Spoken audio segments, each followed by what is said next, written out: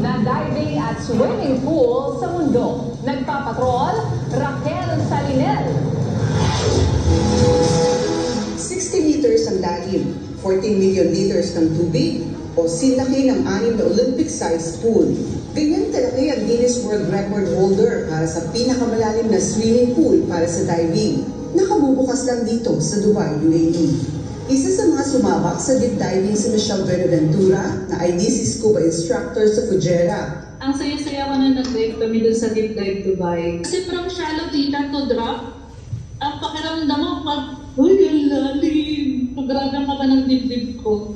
Yun po, talagang pakiramdam ko na na lumulutang ako, na lumilipad ako.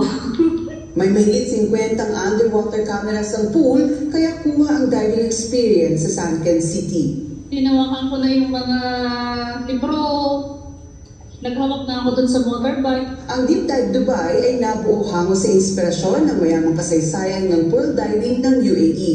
Para sa mga tulad ni Michelle, habang buhay na niyang di malilimutan ang kakaibang diving experience. I'm flying, but until now, nung niremind mo ako, parang yung pa rin yung nararamdaman ko. Raquel Salinel, ABS-CBN News, Dubai, UAE.